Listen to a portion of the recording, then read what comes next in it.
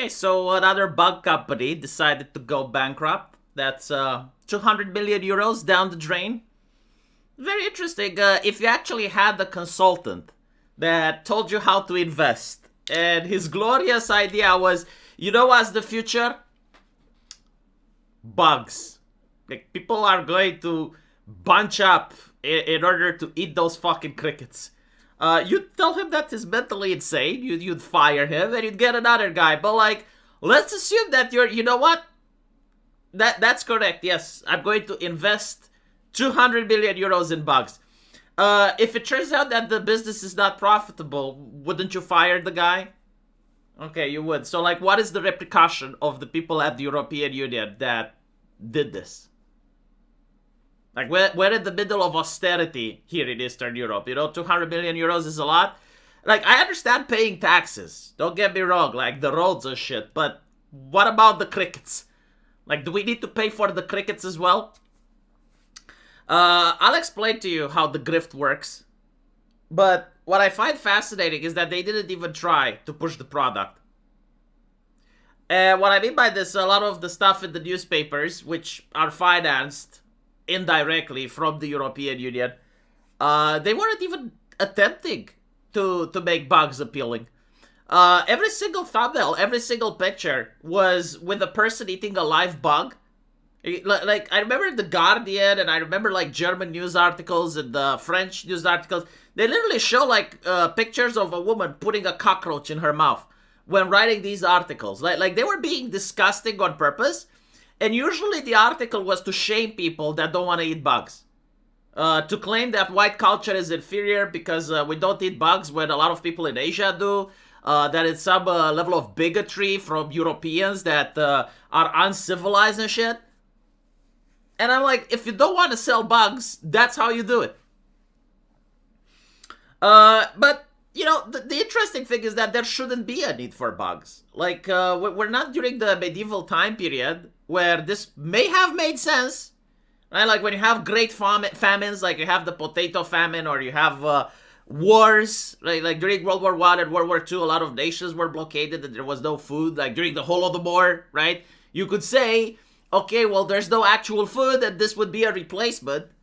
But in modern timeline, with our modern agriculture, like everything actually works. Like we can feed all the people. We can import food if needed. But the European Union makes absolutely sure that the mantra is fuck the people that make our food. And so they have policy about rationing water. They have policy about how land can be farmed and what you're allowed to farm. And they import a lot of soy and shit. So basically, you end up in a situation where they're artificially creating shortages through legislation, like literally through paperwork. And then the solution is fuck the cows. Fuck the cows because the cows are producing methane. The world is burning. Greta Thunberg is upset. And so we need to replace it with worms. And gaslighting, right? Worms and gaslighting, because apparently you don't know how good the crickets are. The reality is, like, most people know how good the crickets are, especially in Eastern Europe. We actually did benefit from communism. They didn't say that they're doing this from the environment. No, they were simply rationing things, right? Like they had ration cards and shit, like very similar to the carbon credit system that they want to have now, except different ideology. But the concept was the same. You eat less. And they created famines. And so in Bessarabia, for instance, where my grandma was young, people did actually end up eating the bugs because there was a famine caused by the Red Army, which seized everything edible from villages. And people started eating their shoes, their dogs. Eventually, they started eating bugs. And you know what's interesting? What's interesting is that once the famine went away, once people could actually eat food again, no one said, oh yeah, we're going to stick with the bugs because they're actually delicious and nutritious. No, they're disgusting for a reason. It's not a cultural thing. It's not like, oh, wait. No, they're bad. Literally.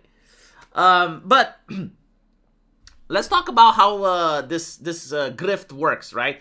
There are basically two forms of companies in the European Union.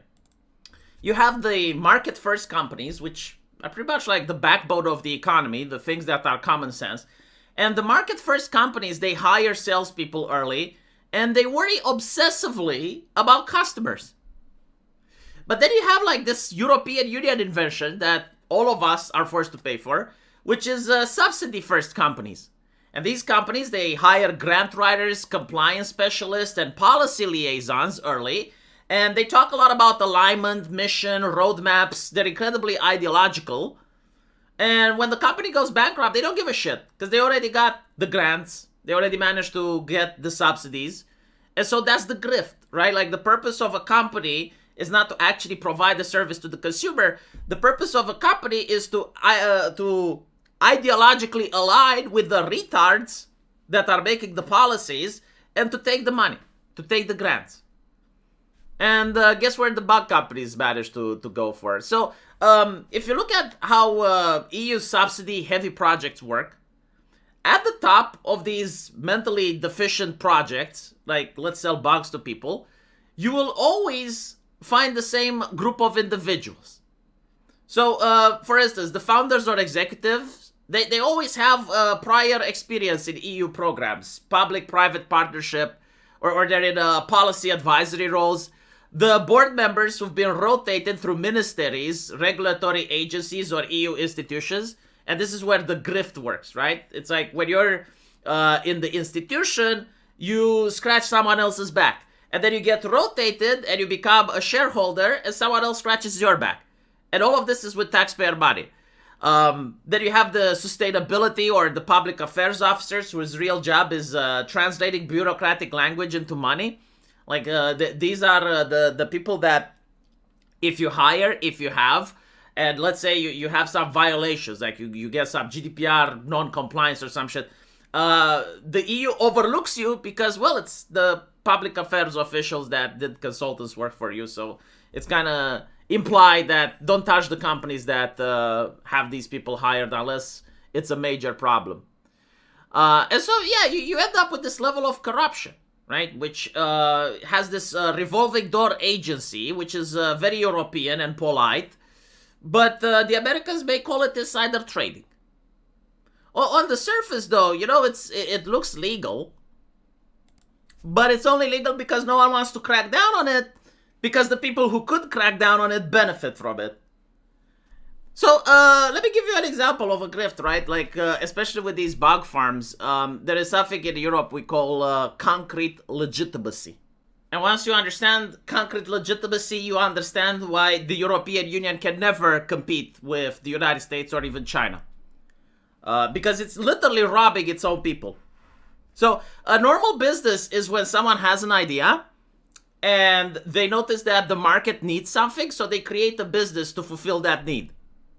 Right? That's the normal way economy functions. That's the normal way society advances. This is not even debatable. But in Europe, you have this thing, as I mentioned before, concrete legitimacy. So you have people with money that could invest in a business that actually does something, but instead they build a large factory or a large warehouse or something grandiose. And they say, well, this is the new bug factory that we're making. And then they have the media, they take pictures, they have a couple of articles appearing in the press. And then they go and they take money. They take the subsidies, they take cheap loans, they take cash in order to finance their project.